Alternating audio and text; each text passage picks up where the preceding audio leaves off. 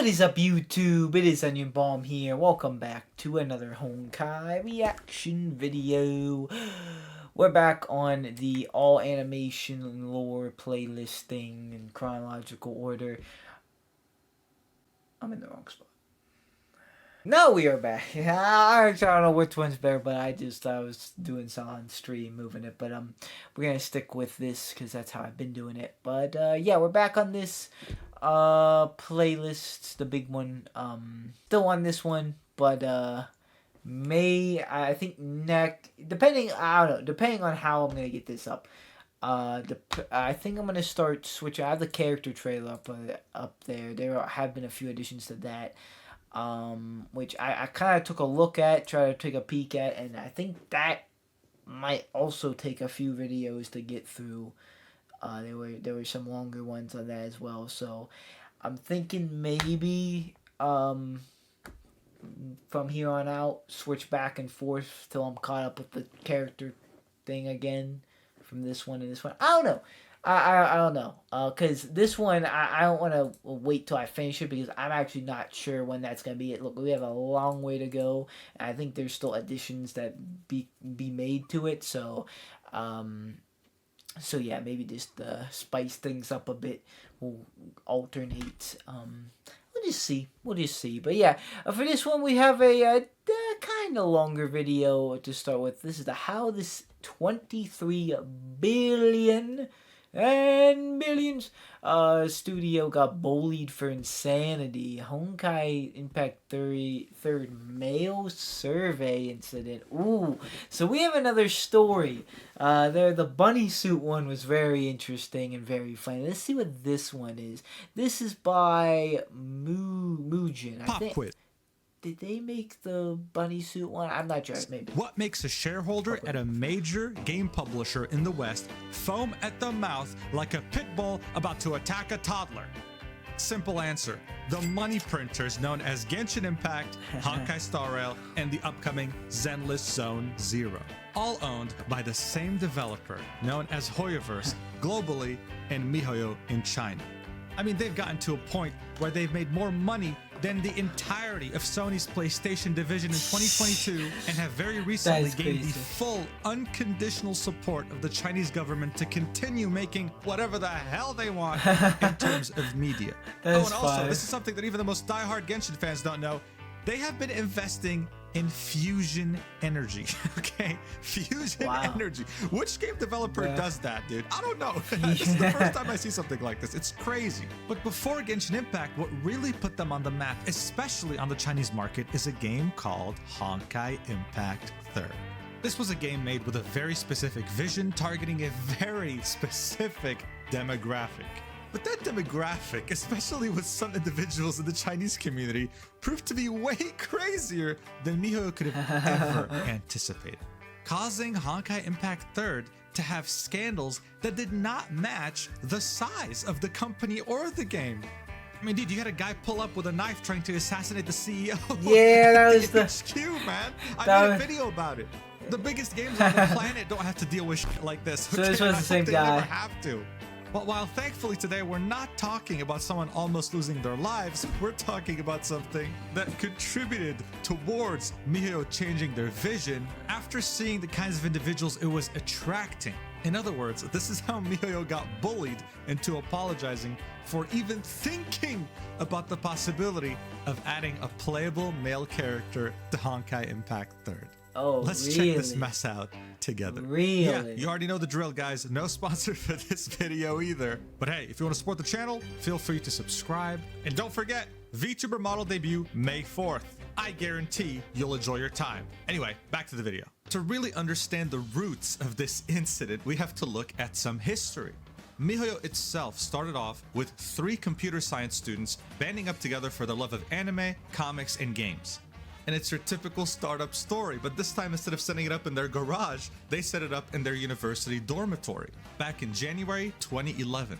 They were very quick on their feet because in that same year, they went to an entrepreneurship competition and presented their company vision, which was very precise. They wanted to make a game with sweet, cute, kawaii pretty girls, as the CEO says it in his speech, that would resonate very strongly with the otaku audience. who in his words have a strong inner need to communicate with girls, but struggle due to huge psychological pressure. So aside from making a fun game, they wanted to also make one that has a huge attachment to their audience. According to the video comments, they ended up winning 3rd place in this competition, going against companies that were in very different fields like medical and even agricultural. Even back then, investors could see potential, and why wouldn't they? Because after this event and after them winning, they went on to make smaller games up until the culmination of this vision came to be on October 14th, 2016, when Honkai Impact 3rd finally came out. One look at the character roster and you understand very quickly why. The only playable characters in this game are female. They all look great, have different personalities, and have a bunch of outfits going back to Dawei's philosophy in the entrepreneurship competition. Look, man, there's even this feature that many people might not know about, which is called touch affection, where you could touch the character in various parts of their body, and depending on where you touch, they'll react differently, okay? A lot of people don't know this, but a number of people who already know about it in the community joke around sometimes and call it the grope simulator, which, let's face it, it practically is. You're meant to touch them every day in the right places to level up your affection meter. But if you touch them in the wrong parts, well, do it enough times, you'll get kicked off the ship midair. Imagine, level 5 affection exists. Captain touches belly. Kiana looks like the child has grown a bit. Just get the hell out of here. So yes, of course, anyone can say this is genius. You're giving otakus the relationship they've always wanted in your game, which will make them spend more money on the character and on the outfits that will release for them. And you know what? For a long time, this worked. Until miHoYo started to realize something. The players became way too attached to their game. And what made them realize this was the insane scandals that would come out from it. Like how at some point a player saved up a lot of money to get a skin for his favorite character. Then it turned out that for an event, that same character was going to get a free skin that everyone can claim. That player feeling betrayed that his wife was going to get a skin that everyone can claim. He reported miHoYo to the Chinese Cyberspace Administration. This is the administration that manages everything that happens online. I didn't know that. I thought it was more of like he didn't want, because he had to save up for it. I thought it was bad, but I didn't know because his wife was gonna be give it out to everyone. I didn't know it was that kind of thing. And it caused quite a stir. Okay, very quickly they were realizing this whole idea of, hey, dude, we're gonna market ourselves to otakus and give them the relationship they've always wanted wasn't really turning out to be the best idea. And during all this, they just kept bowing down to the craziest people in their community, which just so happened to be in their Chinese community. Because as you can see here, even after the assassination attempt on the CEO, which was because of a music video, by the way, I'm not kidding, they still apologized and gave out rewards to the Chinese players higher than the rest of the world. It's insane. So at that point, they had a choice. Do they commit to being this virtual dating simulator that happens to have a fun game included, or do they steer clear from this insanity and try to do something else? And that's the first time that Dawei's vision that was shown to the world during the entrepreneurship competition 2011 actually started to go through changes. The Valkyrie Touch Affection, otherwise known as the groping simulator, got removed from the game promptly after. It doesn't exist anymore unless you were one of the OG old players. You still have it on some skins. This is probably the worst patch miHoYo has ever done. How can I sexually harass my Mei with her sexy ass modes and reactions now? I'm uninstalling the game. This meant that they were not going to go the Azur Lane route where you can slap a girl's ass in the menu screen and there'll be a red slap mark on her ass while she's wearing barely any clothing. I can't show this on YouTube, dude. I literally can't. This game, I don't know how it exists. Like, how is it available on mobile devices? If I play this, I'll get banned on YouTube. I'll get suspended. It's insane. Another thing they started doing that wasn't really present in gacha games at the time was do something crazy, which was give characters depth. They gave them character development. They started maturing throughout the storyline, and the storyline itself became tragic, depressing, mature. Slowly but surely, people started looking at Honkai Impact not as a dating simulator, but as this game that's made for people who want an in-depth story with intense character development. I mean, look, they even started... I was gonna say, I didn't even, know there was any sort of, dating simminess to Honkai ever. I didn't even know it was like that, but I guess it makes sense. It seems like it got removed pretty quickly. Investing in things like this, cinematics. that looked like they were made for an anime, free on their YouTube channel. Honkai Impact 3rd is known for this as well. When you ask a player who plays the game what their favorite part is, they're probably gonna say the cinematics. Some in particular known to incite tears regardless of whether you play the game or not, like Himiko's sacrifice. Honestly. But that did not mean that the community had fully recovered. No, there were still some crazies, and they weren't gonna leave anytime soon. It all started with a game mode called a Post-Honkai Odyssey. This was a game mode completely independent from the main storyline. It was just a different perspective, kind of like a side game. But there was something very different here. You could only play as 3 characters, and one of them, Carol for Peppers the first mentioned, time ever, was a male character by the name of Adam. He released with the intention of having him be nameless, just main character. But the in-game files revealed that he was named Adam internally, so people just started calling him Adam. Now the problem with Adam was that he was a self-insert, which means he's a character that doesn't talk. He's meant to be kind of like the author. But Honkai Impact 3rd players were already used to being called Captain. They weren't Adam. So of course, some very loud voices, especially the Chinese community, were not too happy about this. Like, how dare you come in the way of me and my waifus, you son of a bitch. How dare you make an entrance in my game? According to this Reddit thread, here's some crazy things people were saying about Adam. Captain, which is the player, is dead in APHO, which is the alternate game mode. Adam is gonna NTR us. Oh my gosh, bro. But there were players that did want a male character. There were some very well-written and good-looking male characters, even to this day in Honkai Impact 3rd, that people wanted to play. But even those people couldn't like Adam because he had 0 depth. He had no personality. The guy just didn't talk. He was just there. He was a self-insert. And it was simply too hard to like him. So this caused both people who didn't want a male character to hate him and people who did want a male character to hate him as well. This was a huge loss for MiHoYo. All you gotta do is look at this Reddit thread asking why there aren't any male characters in Honkai Impact 3rd. Someone says, unsurprisingly, I mean, China reacted pretty badly when Adam was added. They still don't like him. He is extremely unpopular. What did he do? Exist. Can someone actually answer the question? No, that's genuinely it. He's hated by the Chinese community because he exists.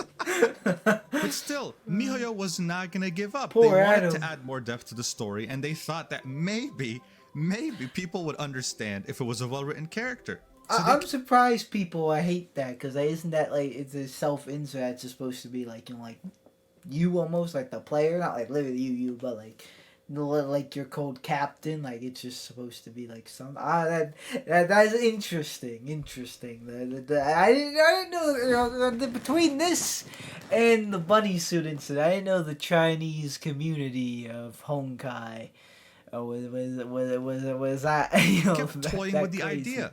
Now, it's the industry standard in gacha games to send surveys to players to see how they're enjoying the game, the new updates, what they would want to change, and what other games they love playing in their free time in comparison.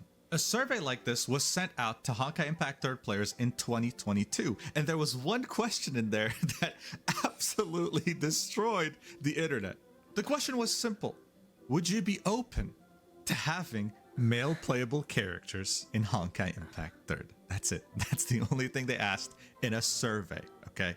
They had previously toyed with the idea of having male characters in an April Fool's gender bend joke in 2018, right? This wasn't the first time the idea has been floated around. But guys, after seeing that question in this survey, okay, the Chinese internet erupted in flames. Like, how dare you even propose the idea of having male characters in my waifu game? I will delete my entire account. I'll stop spending any penny. I'm done. I'm done. It got so crazy to the point where not even a week after the survey, MiHoYo came out and issued an apology. This was a question in a survey. This was an apology with them clarifying that, hey, guys, listen.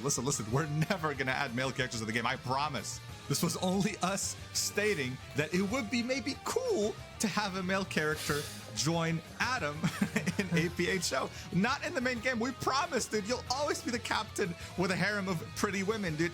There will never be a male character that will put that under threat. We promise, dude. And of course, they also gave them compensation. We're talking about Chinese players here, for not that global. Because bear in mind, a different survey link is sent to Chinese players as opposed to global players. So, hey, we can safely say they probably didn't even look at the global survey. Okay, they probably don't even know it exists at this point. They saw the Chinese survey and they were like, guys, we are so sorry. And this was in 2022. Bear in mind, by then they made billions off of Genshin Impact. They're already a global brand, but still, their Honkai Impact third audience, especially in China, is still so very important to them. So they apologized, bent the knee, and absolutely kissed their feet. But this wasn't enough to deter them from achieving their dream of adding hot male characters and make them playable. So what did they do?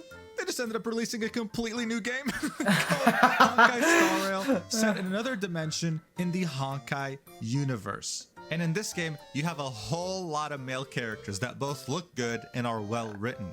Now that game came out in 2023, and people were worried before it came out. I was gonna, but people don't want to play as Otto or Welt or anybody or Kevin because of this apology. People were worried that there were going to be male playable characters and that the community was going to make a fit about it. But you know what? It actually worked, and it worked really well.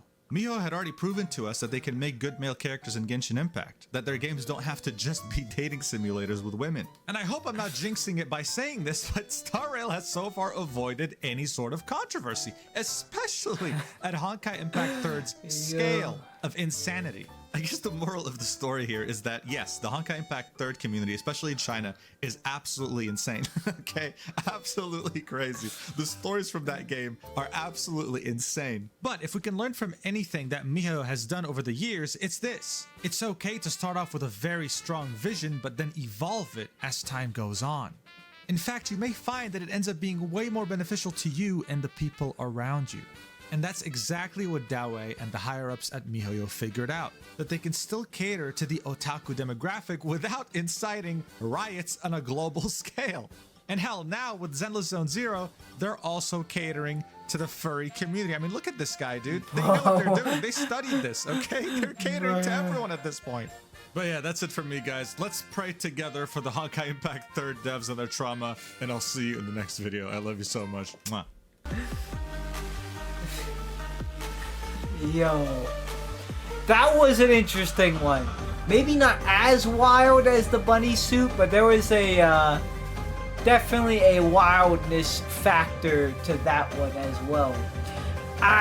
So I did not know that there was any sort of, you know, a dating sim vibe kind of thing about Honkai. I had no idea that was a thing, but I guess there is, maybe at one point there was, and the touching thing was a little nuts, but I guess that's out of the game now.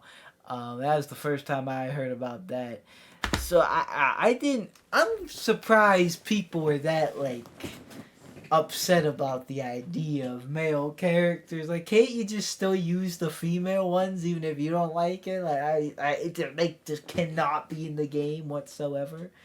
Like, cannot whatsoever. I mean, like, I don't know. Like, I wouldn't care if people wanted to play Otto, or like I said, name the other one, Welt, Kevin, Siegfried, anybody.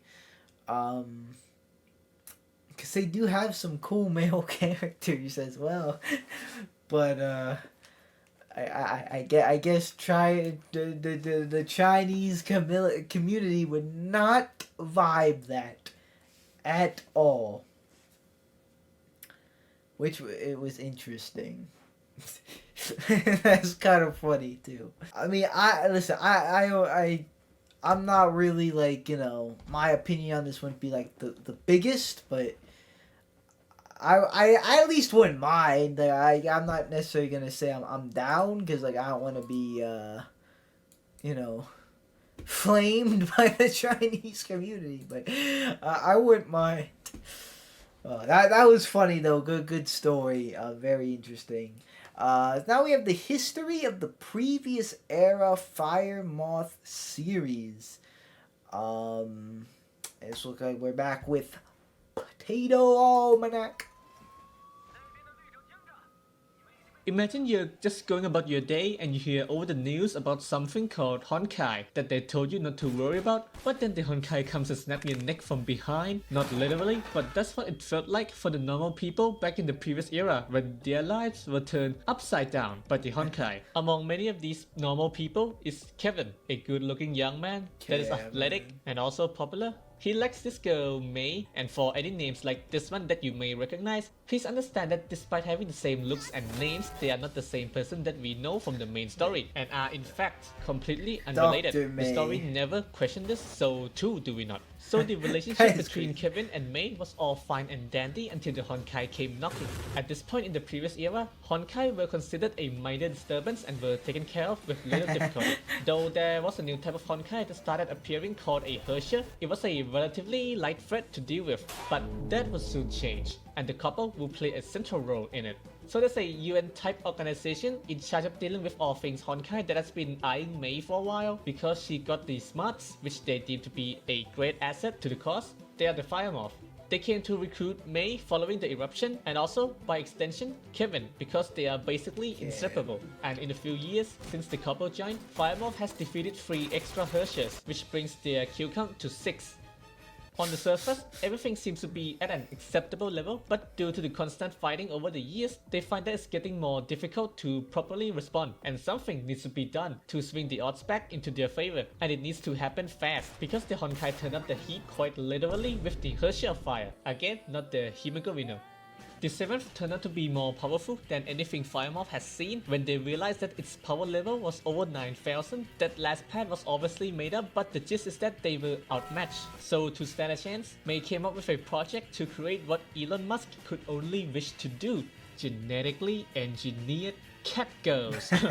Humans with Honkai infused steroids extracted from Honkai beasts, which has the side effect of modifying certain parts of the human body. Kevin was the first recipient of this project, coming out with ice power, which he used to completely stomp over the 7th Herrscher, winning the battle. And combined with new innovations such as the Divine Key series, the Fire Moth has gotten a massive boost in firepower, which almost made them look like they had a chance. I say almost, because most Herschers that came after required a different approach to take down that isn't just going to where the thing is and beating it up. The 8th just hides and comes up with a collection of words, which if you read, you fucking die, just like school. The 10th is a hive mind with numerous bodies which employ guerrilla warfare to go for targets of opportunity. But despite the unique set of challenges Fire Moth face, they have shown to be capable of overcoming them by leveraging their massive firepower, which has grown quite a bit since its inception. The methods they took to achieve this can be regarded as highly questionable, like sending ill-prepared combat units on a suicide mission in hopes of turning them into super soldiers after they were unknowingly injected with an unknown substance. This was implied to be repeated many times, with Fuhua being a notable person that came out of it alive. This would give the people involved some not so bright ideas that will continue to fuel the conflict going on in the current story. More on that in a bit. So at this point, Fire Moth, with its continuously increasing firepower, retained much of their strength through the constant fighting and has held its ground against the Honkai, though not without losses, especially true for the overall population. But for the Honkai, they have other plans. Because the next Herrscher, the 11th, can completely disable Honkai energy, which just about breaks everything in their Moth arsenal. It was so bad. The battle claimed pretty much all the best fighting force the Fire Moth had, except for 13, which after the fact came to be collectively known as the Flame Chasers that we see in Elysian Realm. It was a disaster, but there's still a chance, because the next Herrscher that came was completely harmless. The Herrscher was a young girl that, despite being identified as a Herrscher, doesn't actually have any powers and is perfectly normal. So what would Fire Moth do when they find themselves a passive Herrscher? Do they A. establish friendly relations with the young girl in an attempt to understand a Herrscher? B. persuade her to either quarantine herself or relocate to a safe place for observation while making sure all her needs are met? Or C. the nuclear option, try and recruit her for the cause, which is pretty much unheard of at this point. They decide to put her in solitary confinement, experimented on her, disregarding her safety, ending up in her death. This is fine until we realize that she did literally nothing to deserve this, which is one thing because killing her just so happens to trigger the dormant Herrscher powers. There's also something that I haven't mentioned, that this Hersher was the little sister of Sakura, one of the flame chasers. Oh. Sakura, who is close to her sister, is rightfully pissed off by how she was mistreated by her colleagues, and in a last-ditch effort tried to rescue her by force, basically rebelling against Fire Moth, though she was too late and was KIA'd by the Unleashed 12 Hersher, which went on to take control of the facility she was kept in. That facility also happens to house hundreds of nuclear warheads, which the Hersher fired at all the remaining remnants of civilization, completely wiping them out, which just about leaves the 30,000 people in this Fire Moth base as the only group of human left. Dang.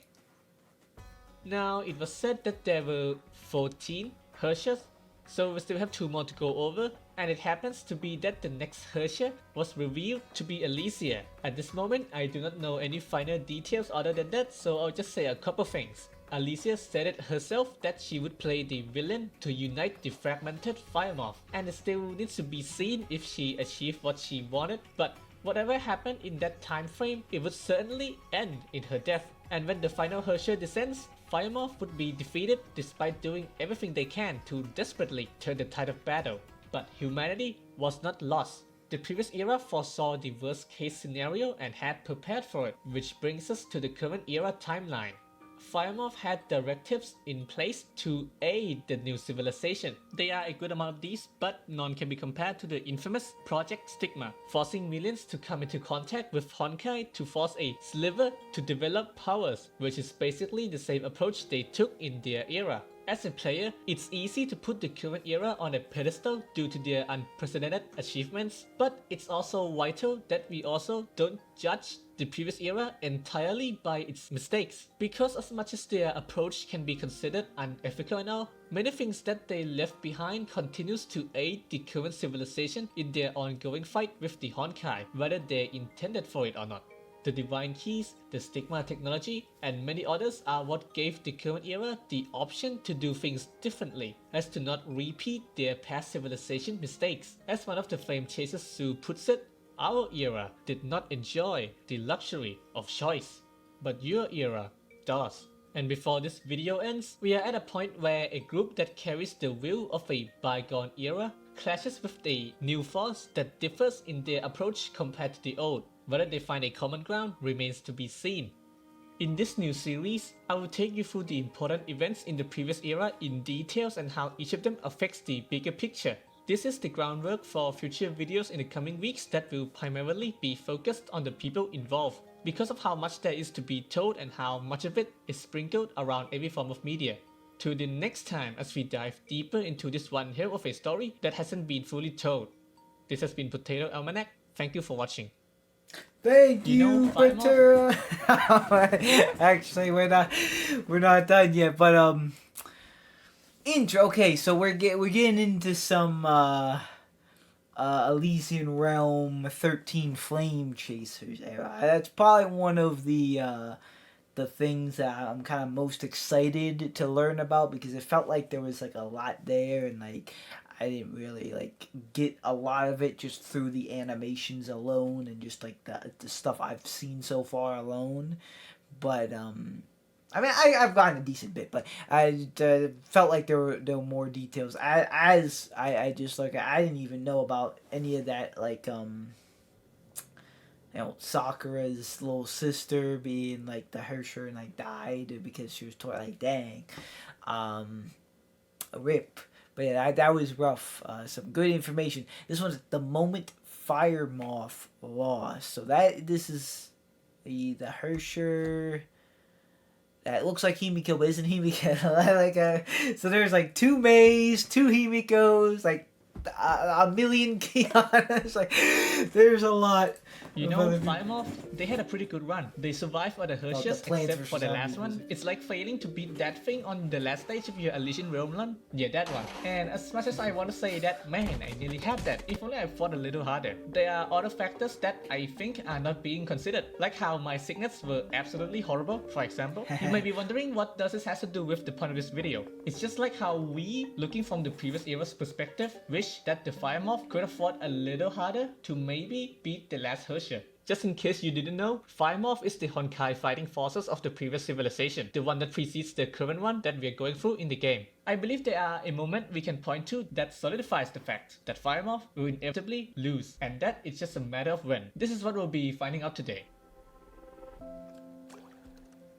Now, a lot happened in the previous era, so we'll dumb it down to a few important events. The first is the 6th Herrscher. According to first-hand accounts, the Herrscher, quote, have human emotions, and that made the people trying to take her down hesitate. Reading the files kinda tells us that losses could have been prevented if the people on the Herrscher didn't hesitate, but they did, and the aftermath left the humans of that era with less than half of their combat strength. It was a hard-won battle and a tragedy, yes, but it's not quite what we are looking for yet, so let's keep looking.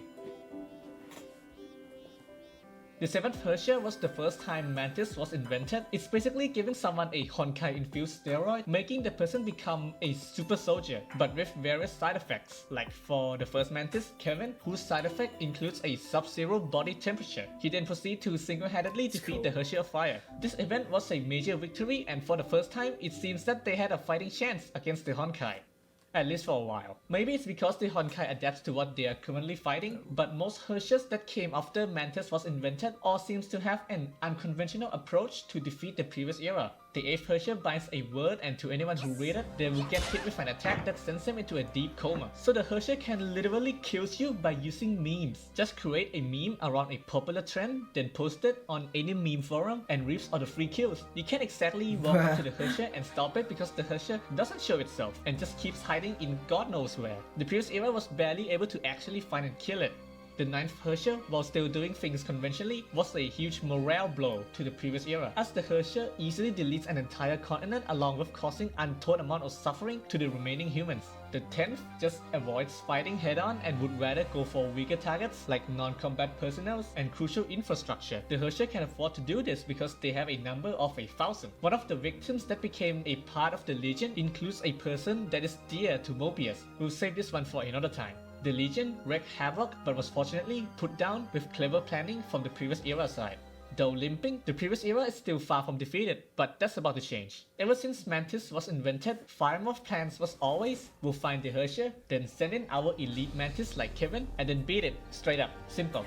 Sadly, that doesn't quite work against the 11th Herrscher, which was part of the tragedy of binding, an event that basically anyone in Elysian Realm avoids talking about. The reason they called the battle a tragedy was probably because the 13 flame chasers that we see in Elysian Realm were the only survivors who made it back after the battle. The Herrscher of Binding was relatively weak, but to make up for it, the Herrscher was able to create a disabling field that either impairs or just kills anyone inside. So the Herrscher who is immune to the field's effects became the strongest thing inside. This was a tough battle for Fire Moth to win. Keep in mind that most of their victories up to this point were won through their sheer power, and this time, sheer power alone will not save them. So the call was made to go all in. Kevin, for the first time, willingly unleashes his power, knowing full well it will kill many of his comrades. And the story doesn't make it sound like the people lost in the action were little, as Alicia berates Kevin for doing this. I'm not saying that it was a good or a bad call. All I'm saying was that a good amount of losses suffered that day was due to Kevin. This event will forever live in infamy in the Fire Moth. As such, it can be seen as the pivotal moment that made them realize that maybe we can't keep this up much longer. This thinking was brought forward when the next Herrscher appeared. The 12th Herrscher wasn't hostile initially, but nonetheless, Fire Moth detained the Herrscher anyway. Now we must understand the paranoia the previous era had towards Herrschers, because the last time a Herrscher was seen to have human emotions, it allowed the Herrscher to use it to cause more losses. So as much as you agree or disagree with their decisions here, it's important that we understand why they chose to do what they did. Anyway, the impact of this action gave the Herrscher hatred and resentment, which was released upon her death, and the Herrscher basically wipes the rest of the remaining civilization, leaving Fire Moth as the only group of humans left on Earth. This is basically GG.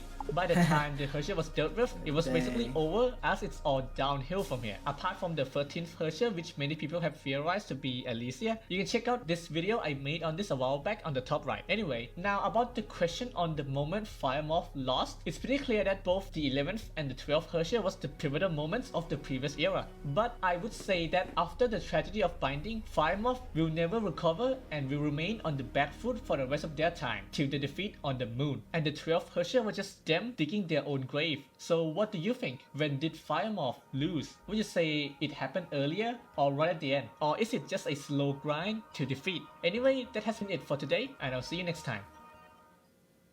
Alright, my captain, so since this story... Oh, yeah, interesting. Yeah, definitely. I hearing about this stuff like Fire Moth and just the stuff that's happening. That's crazy. I did that first time hearing about this stuff. That's kind of cool. Who is Kevin and what is Project Stigma? Oh, the Nameless Keslana. I remember this channel before.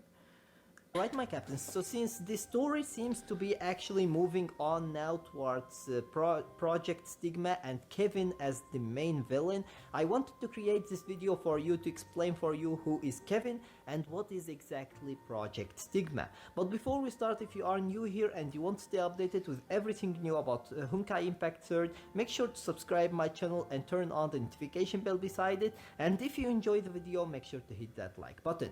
Now, without any further ado, let's just get started. And by the way, if you think that I missed anything important, let us know about it in the comments section below, because I want this video to be as useful as possible for all the captains to understand what we are up to. However, now let's get started. Who is Kevin?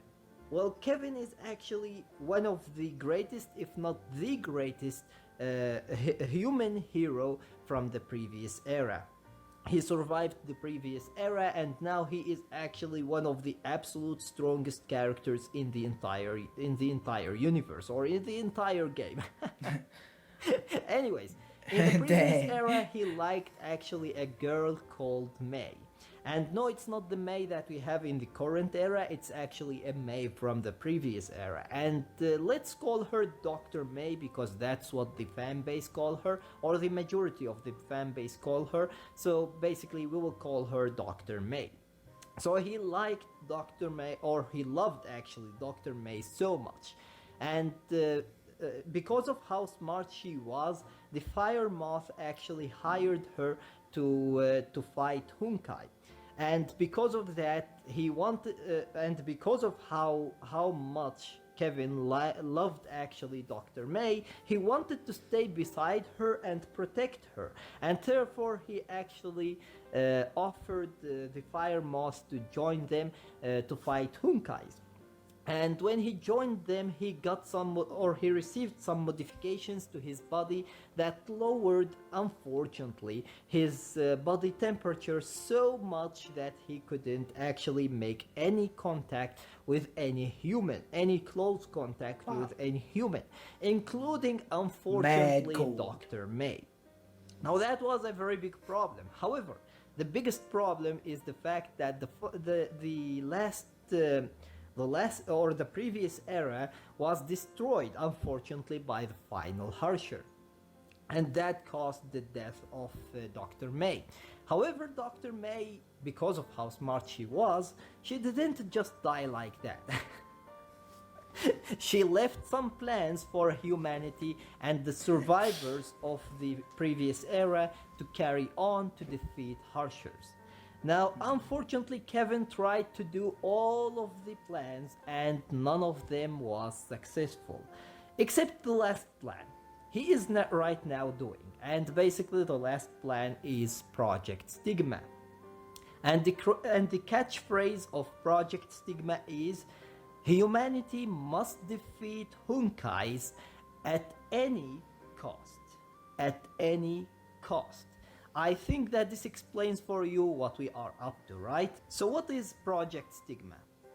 Project Stigma is actually exposing humanity to Honkai energy so that humans would be able to develop stigmas so that they would be strong enough to fight Honkais.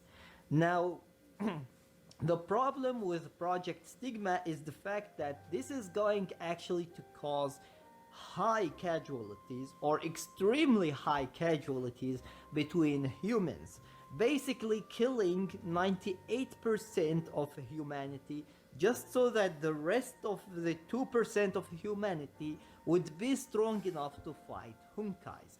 And even then, we don't know if they are going to be strong enough to defeat Honkais.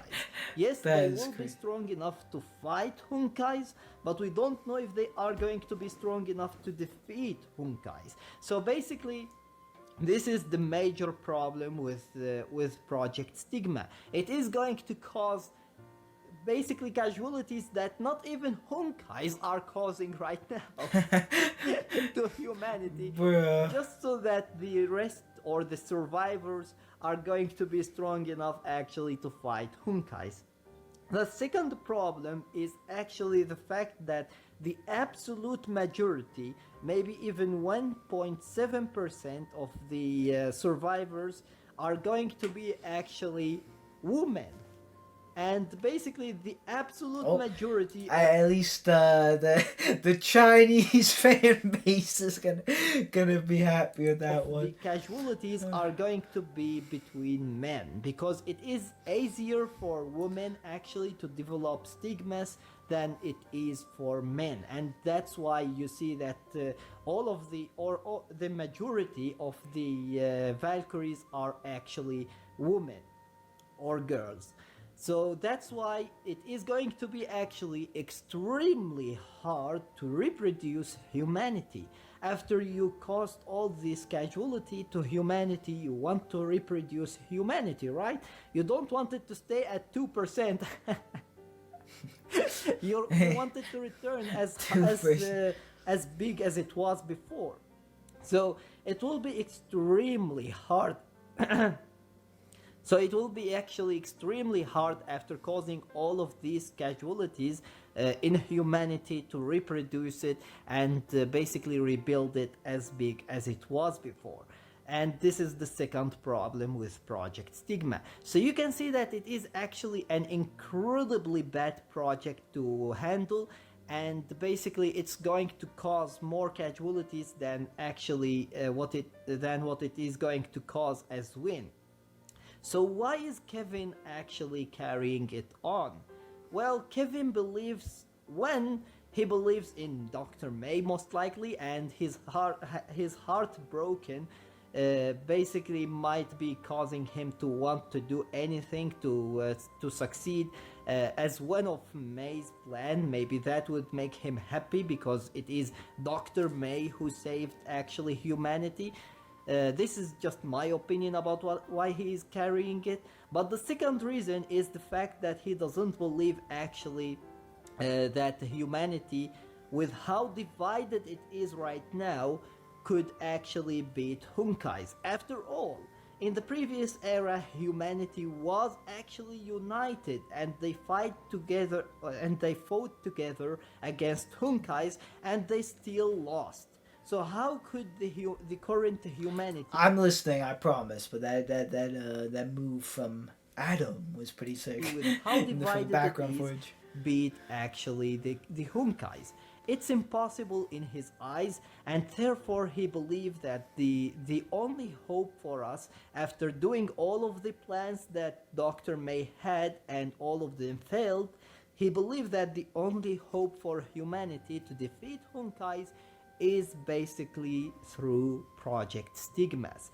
And basically, even though this is going to cause so many casualties between humans, he still believes that it is worth it to defeat actually Honkais, because we humans need actually to defeat Honkais, otherwise Honkais are going to destroy the current era as well.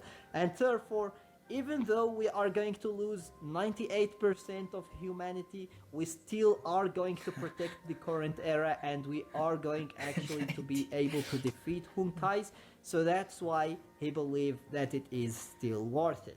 Now, is it not worth seeing it the in vision your opinion? here? Let me know your opinion about it. I'm not seeing the vision here, Kevin. I don't know. That's a big risk. Do you think that we can actually, as divided humans, defeat Honkais, although as united humans we couldn't actually defeat it in the previous era? And do you think that what Kevin is doing right now is right or wrong? In my opinion, it is wrong. Because Yeah. killing humans is never right. Like, seriously. Hot take, imagine man. killing 98% of humans just so that you can 98%. actually carry on a plan that you don't even know if it is going actually to succeed or not.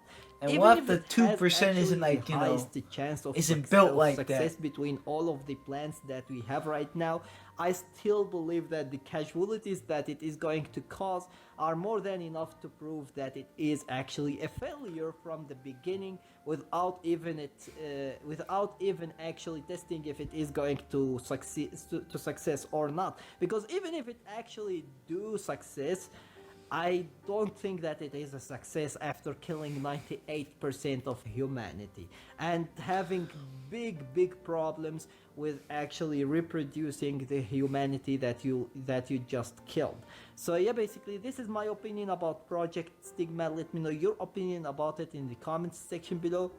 And I can't wait to see actually what is going to happen in the story, whether we are going to go directly to Kevin or if we are going to have some filler, maybe chapters talking about what is going to happen with Kalin now that she is revived in one of the bubble universes, or if we are going to go through maybe the relationship between Kiana and Randall. That would be actually pretty magnificent. Even the story about the Kalin would be really awesome. But we will see if they are going actually to go through these filler stories or if they are going just directly to go to Kevin and Project Stigma. Anyways, with that being said, that was everything for today. I hope that you enjoyed the video, and if you did, please give it a thumbs up and share it with your friends so that they can enjoy it too. And if you got any useful information from this video, or if you enjoyed it, make sure to subscribe my channel and turn on the notification bell beside it, so that you stay notified with everything new about Honkai Impact 3rd. And with that being said, see you as always in the next video of Honkai Impact. Interesting. Well, that was good. Yeah, I've heard of Project Stigma throughout these like watches, and yeah, killing 98% of humanity, and that the majority of 2%, I think I heard correctly, is gonna be women, or like maybe just even all women. And I mean, it can't just be all. Not even Kevin would be like that dumb. Like we 2% all that they can't reproduce unless they do something. You know, I don't know, but life finds a way. You know, Jurassic Park. But I don't. I so 2% majority or women. That would be hard to come back from. I mean, maybe, but I don't know. You're like, is it like, are you like that cooked that you need to do that? I don't know.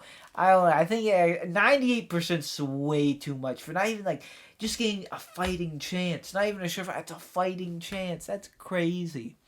I believe Kevin is wrong, and this video is called Kevin is Wrong, and here is why. And it is by Potato Almanac. We are gonna see Potato Almanac's take on this. With the release of Elysian Realm, we get to witness many aspects of the previous era that we previously only got a glimpse of from a few characters. Today, I want to talk to you about what happens when some people decide they know what's best for everyone and justify their actions in the name of the greater good. Kevin Kaslana is the man at the top of the World Serpent, in charge of enacting the goal of the organization, which shares humanity's triumph over the Honkai. While this goal sounds good, there are disagreements to be had in their method of achieving this. Their method is codenamed Project Stigma, which, long story short, is basically nuking places full of people and expecting some of them to become immune to the nuke, which in this universe's case is as likely as you getting a flame scion on your first roll. This plan is considered unacceptable by many of the characters, and Kevin, along with the rest of the World Serpent, knows this, but they see this as an acceptable price to pay for the greater good of saving humanity. So how does the World Serpent, more specifically Kevin, justify this act? Well, Kevin was a former student in the previous era, who joined Fire Moth to become a soldier in order to follow his close friend, May. Honestly, the male characters, boil it down, they're just simps. they're Kevin simping for Dr. May, Otto simping for Callan. Like, come on, we're talking like all this death for what? For what? I'm only kind of joking too, because like it's these guys, man. Not Raiden May, the previous era Dr. May. Kevin would often It's funny how they did the Dr. May thing, because it's like they're literally called May, looks like May. But no, not May, not different May. Not like, why not just make another character? Like, why make it confusing? I guess because it's Honkai. Making several sacrifices to achieve victory against the Honkai, like imbuing himself with a freezing ability to allow him to use the smash. Gotta make sure you're paying himself. attention. The side effect of that made Kevin unable to stand near other people without putting them in danger. This of course included his beloved May. There's this memory segment in Elysian Realm that describes the Herrscher of Binding Disaster, in which it describes that Kevin in this battle might have exerted too much of his power that it caused death to many of his allies. Even though he defeated the Herrscher, the losses caused by him and the Herrscher were so massive that this victory might as well be called a disaster. 天下制裁。それがもたらした結果は僕の本意ではない。しかし僕が言った形成は後悔という意味ではないんだ。君にしかできないことをやり遂げるには、まず君にしか背負えない代償を背負わなければならない。 Despite everything Kevin sacrificed, the Fire Moth of this era would fail to defeat the final Herrscher. But this defeat was foreseen by Dr. May, and thus she left contingency plans for the continued survival of humanity. These plans includes putting people in cryogenic pods to survive until the next era, finding other habitable places that isn't Earth, observing other universes for ways to defeat the Honkai, teaching the people of the next era their knowledge, and if all else fails, Project Stigma. Kevin, along with the survivors, called the Pioneers, inherited Dr. May's will to see humanity defeat the Honkai. This is where the successor to the Fire Moth comes in. Kevin created the World Serpent to carry out this will May entrusted on him. Along the way, he sacrificed so much in pursuit of this goal, and as most of the plans laid out proved to be a failure, he deemed it the right time to enact Project Stigma. 今回はおそらくさようなら。待って委員長、他にも方法が。そうかもしれない。しかしこれが私の使命。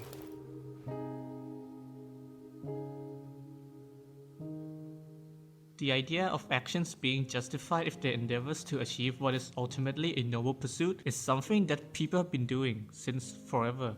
It's easy to see that doing what's basically killing people just for a chance some might become immune to it is ridiculous. But the truth is, people have rationalized all kinds of insane things for the same reasons, forever. And I'm not just talking about the sort of universally horrifying examples like what you see in communist countries where government strips away people's property or force them into labor camps for the supposed benefit of society. Because there are examples we can see in game like the 12th Herrscher from the previous era who gave I don't mean to laugh, but I just did not think I'd see Stalin in one of these Honkai.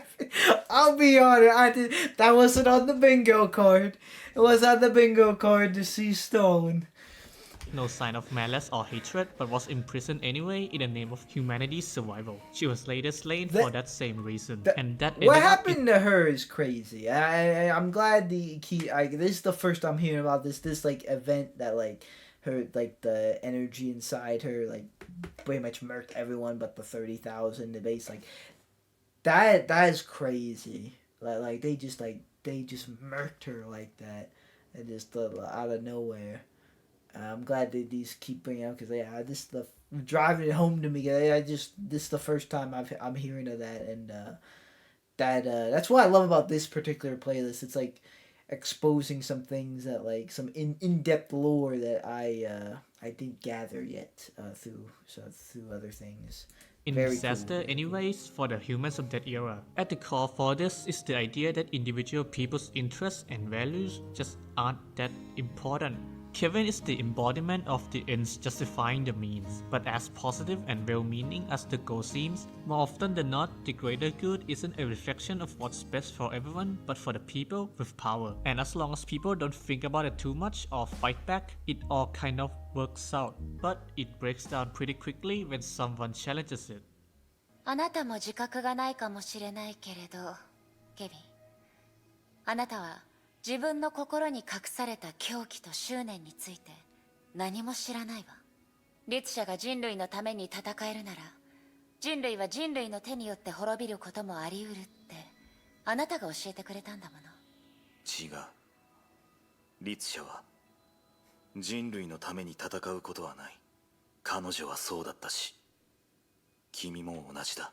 Of course, different societies should set some rules on what things people can do, but perhaps we should at least start with a presumption that everyone should be able to make their own choices however they want, instead of being forced to fit into a common goal set by some powerful few. This is what I believe Kevin will soon be made to realize, likely by the hands of Kiana or maybe Raiden May. A single greater good for everyone might be a myth, but the good for individual people that comes from tolerating who they are when they are allowed to pursue their own interests without having those choices taken away, that isn't. Thanks for watching to the end of the video. So what are your perceptions of Kevin? Are his actions justified? How do you think he might change in the upcoming story? Let me know down below. Until then, I'll see you next time. Actually, not sure. I don't remember the end of Kevin. If there was an end of Kevin, like I knew like the end of Otto. I didn't answer the end of Kevin. But maybe it comes in the Elysian Realm because it looks like we're really getting into this. Now the next video here is the concept trailer for the Elysian Realm, uploaded by the official Honkai. Yeah, and also, judging by the time of this recording, I think this might be the last video. But we have some interesting ones coming up, so stay tuned. And like I said, my next video might switch back for a little bit to the character playlist. Though it looks like, you know, getting into like more Elysian Realm stuff, I'd be definitely excited to get back. So I'm not gonna leave it like complete. We're like I said, we're gonna go back and forth. I keep calling this different day. I'm just gonna call this the lore playlist going forward. This is gonna be the lore playlist, and the other one's gonna be, you know, character trailer. So I think next video might be character trailer, and then this is the lore. So we'll just go lore, character, lore, and then until I think we're caught up again with the character trailer. And like I said, there was some other things I was sent to. Just not entirely sure what I'm going to do about those quite yet. A lot more Honkai content in the future. This is almost like my 50th reaction on Honkai. I'm still going. Like I said, it might be milking it at this point, but I feel I'm still learning stuff. I'm still going here. Like, you know, I'm loving it. So yeah, one more thing here. Let's see. I think this might be. 高潔で純真な魂。あなたは過去を探求するために来た。しかし真実の礎石はすでに過去の土に埋もれている。ここはマッセ最後の楽土であり、失意者たちの墓地でもある。ここに存在しているのは少し興味を惹かれるようなお話だけ。遠い昔のこと、ヒーローになれなかった13人のお話。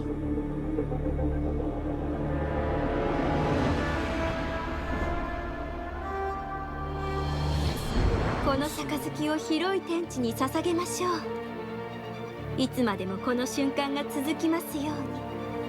この世界が黄金のごとく輝きますように。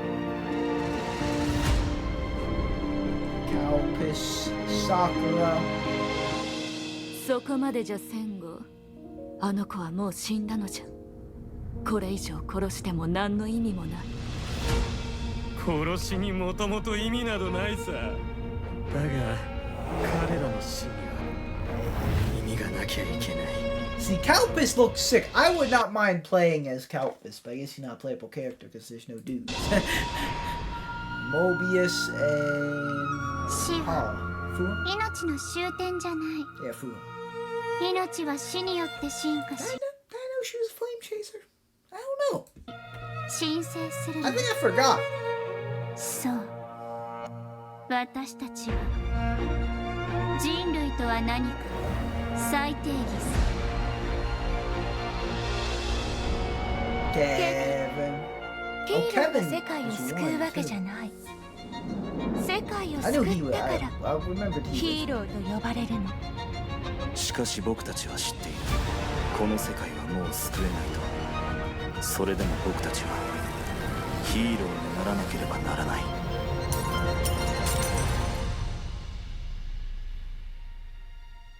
見て彼らはあんなに誇らしげに生き命で文明の昇華を奏でたこれは英傑と呼ばれた人々の話13人の失意者が経験した未完の旅けど来訪者あなたの道は続いてるそうでしょなら心のままに進みなさい足跡をたどってあの火を追った旅を見届けるの最後は死した者たちの墓を越え私たちが作れなかった未来を作りなさい Hey, Alicia. So as it was kind of talked about in some of the videos, I think it was Potato Almanac say like it was like theorized that it was gonna be her. So it was I think she. I got the vibe that she was the last revealed to be a flame chaser. Which is interesting in the way they did that in the trailer. I guess that was maybe the reveal as like the you know the music going and that seemed pretty hype. So I get only making a little bit like a dent in the playlist, not really going too fast. Like these are some of the longer videos. And it just seems to add up, I guess, with discussion. So this is another over an hour one. So only like. You know, we're only a little bit further, so yeah, definitely in this for the long haul. So thank you for joining this journey of me learning more lore about Honkai. Hopefully you'll see you again next time. Looks like we got some more Elysian Realm and Mobius stuff, more specifically, next time. Today was a good one, you know, starting off with kind of like a funny story about MiHoYo. Like, I like how there is some, like, real life stories in here as well. Like almost like fandom lore almost, other than just game lore. And then, really, though, it's a bunch of, you know, a big Kevin one, I think. There's a big Kevin one. Learn about Kevin and just, you know, the flame chasers and Fire Moth and all the, you know, the past stuff with that. And it learned some interesting stuff. Definitely, this is a good one. So I'm excited to go forward. Because we will be back, but maybe in 2 Honkai videos. Next one may be about character trailers again. And maybe I can try like speed up like the uploading of these, and then we can get through this a bit more. Not through this, but like, you know, not like a long wait for, you know, getting back to the lore. But we'll just see how things go. So yeah, that is gonna do it for me though, guys. Thank you guys so much for watching. Like or dislike, subscribe or don't subscribe. You know it's always up to you. I will see you guys in the next video you watch of me. Good boy.